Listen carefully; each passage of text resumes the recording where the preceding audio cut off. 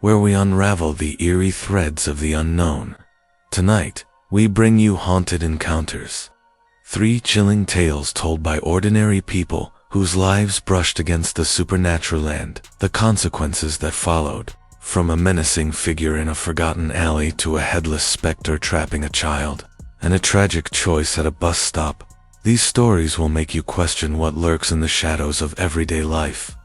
Inspired by real accounts of paranormal encounters and urban legends, this is not just storytelling, it's a warning. So, grab a blanket, dim the lights, hit that subscribe button, and let's dive into the darkness. Part 1. The Alley Stalker. It was a humid summer morning in 2018 when Bana, a seasoned builder's assistant, got a call for a repair job in a gritty, southern neighborhood of the city. The address was vague, tucked deep in a labyrinth of crumbling streets and sagging houses. Bana, along with his master builder, Sal, and 2 workers middle-aged, Tony and young, charismatic Joey, loaded their tools into a battered van and set off. Navigating the maze was a nightmare. Street signs were rusted, and GPS kept glitching. Finally, they found it. A narrow alley, barely wide enough for their van, leading to a dilapidated 2-story house. The owner, a nervous man in his 40s, explained he'd taken his family to a hotel for a few days to avoid the noise. The house stood empty, its windows dark, the air heavy with neglect. Bana recounting at a party, voice tense, "That place gave me the creeps from the start. Felt like the house was watching us, you know? But work's work, so we got to it." Narrator. By 10 a.m., they were deep into repairs, fixing cracked drywall and a leaking pipe. Bana stepped outside to check on Tony and Joey, who were mixing cement at the alley's mouth, their shovels clinking rhythmically.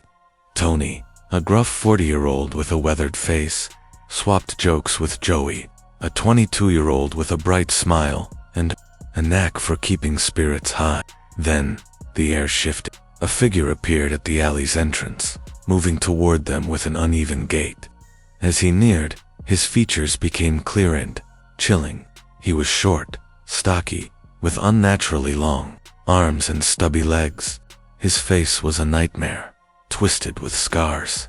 Blistered skin stretched over a grotesque grin, eyes burning with an unsettling focus. Joey whispering, uneasy, "Who the hell is that? He's staring right at me." Narrator. The man stopped a few steps away, his crooked smile widening as he locked eyes with Joey. Without a word, he started forward again. Tony reacted first, gripping his shovel like a spear. Tony firm, warning, "Don't come any closer, pal." Narrator. The man paused, but his grin didn't falter. He took another step. Tony's voice hardened, his shovel raised higher. Tony angry, shouting, "One more step, and I'll drop you right here." Narrator. The stranger froze, his eyes darting between Bana, Tony, and Joey. For a tense moment, he stood there, thinking. Then, with a slow nod, he turned and shuffled back down the alley, vanishing around a corner. The crew never saw him again, not that day, nor the 3 days they worked there. When the owner returned, Bana recounted the encounter. The man's face paled, owner hesitant, voice low. "No idea who that could be, but wait. My dad used to talk about a leper who wandered this neighborhood decades ago. Face like a monster, scared everyone. Kids threw stones, adults cursed him out, but he died. Must be 30 years ago now." Bana voice trembling. At the party, when he said that, we all went cold.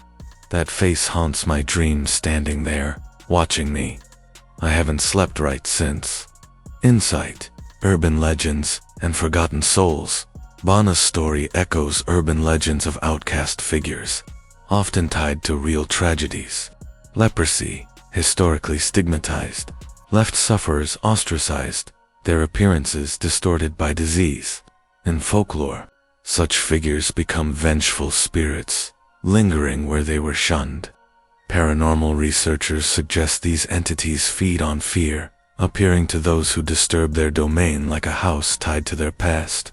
Psychologically, These encounters tap into our fear of the other, amplified by guilt over society's cruelty. Was Ben a stranger, a ghost, or something else? The line between reality and nightmare blurs. Sound effect, creaking door, and faint, ghostly footsteps. Part 2. The Headless Figure. In 2009, 5-year-old Gwen lived in a rented 2-story house in a quiet suburb with her parents, Lisa and Tom, and Mary, her mom's working student. One sunny afternoon, they were all in her parents' bedroom. Gwen, engrossed in a game on her mom's phone, barely noticed as her parents headed downstairs for a snack. Tom, cheerful. "Come on, Gwen. Want some cookies?" Gwen, distracted, giggling. "Nope, I'm good here." Narrator. They left her, closing the door softly. Minutes later, hunger tugged at Gwen. She hopped off the bed and tugged at the door, but it wouldn't budge. The knob turned, so it wasn't locked, yet the door held fast. Thinking it was one of Mary's pranks, Gwen called out, "Gwen, playful." Then annoyed, "Mary, open the door. Come on, please." Narrator. Silence. She banged harder, shouting. Still nothing. Taking a deep breath, Gwen pulled with all her strength. The door cracked open an inch and outside stood a headless figure in a flowing white nightgown, its neck a raw stump. Her tiny hands released the knob, and she stumbled back, heart racing. Through the crack, she saw the figure tying a thick towel around the knob, looping it to the stair handrail, trapping her inside. Gwen, screaming, panicked. "Let me out. Let me out." Narrator. The figure moved closer, its gown brushing the floor. Gwen slammed the door shut, banging and yelling until her voice grew. Minutes later, Mary's voice called from downstairs. She climbed the stairs, found the towel, and untied it. Confused. Mary, concerned. "Gwen, what's this? Did you tie it?" Gwen, tearful. "No, it was the headless person. It locked me in." Narrator. Mary sighed, dismissing it as a child's imagination. Gwen's parents, downstairs eating, laughed it off when she told them, chalking it up to her vivid imagination. A year later, the family moved to a new house, and Mary graduated. The memory faded until 2024, when Gwen, now 21, attended a house cleansing with her parents. Sharing her story with the priest, she noticed her parents' faces darken. Lisa quietly, "Gwen, we never told you. When you were 3, you had an imaginary friend. You'd eat food, it gave you invisible crumbs.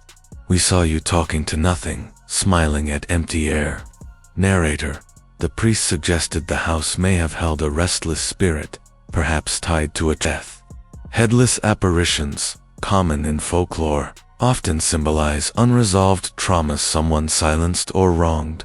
Gwen still wonders, was it a prank or something darker? The absence of a head, upright and deliberate, haunts her still. Insight. Headless. Ghosts and childhood terror. Headless figures appear in global folklore, from the Dullahan of Ireland to Native American spirits. They often represent those who died violently or unjustly, their missing heads symbolizing a loss of identity.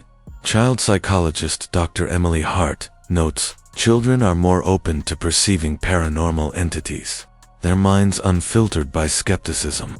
Gwen's experience aligns with cases like the Headless Nun of New Brunswick, where a murdered nun's ghost roams, seeking justice. Was Gwen's figure a manifestation of a past tenant's pain, or a child's fear given form? The towel's reality suggests the former. Part 3.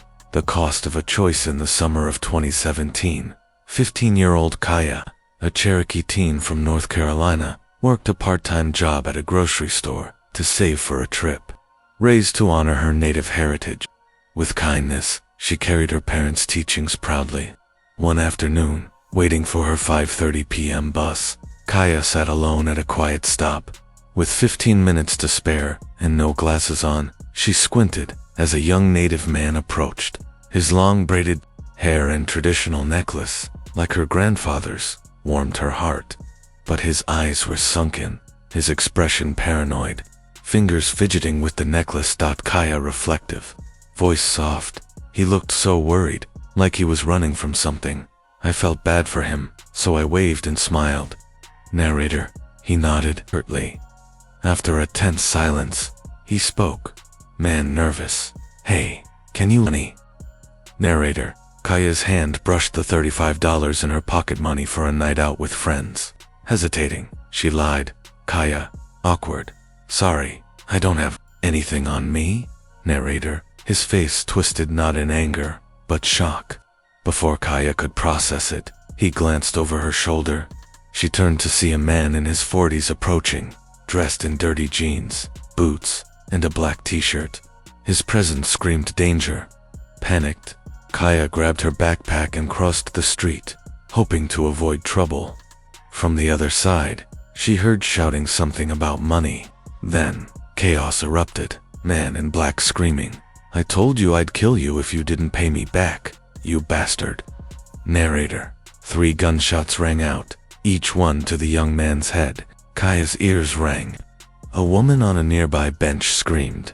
Frozen for a moment, Kaya ran home, heart pounding, fearing she was next. Her parents called the police, and Kaya gave a shaken statement. Years later, in 2020, her mother revealed the truth. Kaya's mom somber. His name was Ed City. He lived with a family of 5, struggling to make ends meet. He got tangled with bad people over a debt. His mom said he was just $20 short of paying it off. Narrator, the words hit Kaya like a punch. She had the money. Guilt consumed her. She'd failed her family's values, and Ed paid the price. The tragedy wasn't supernatural, but the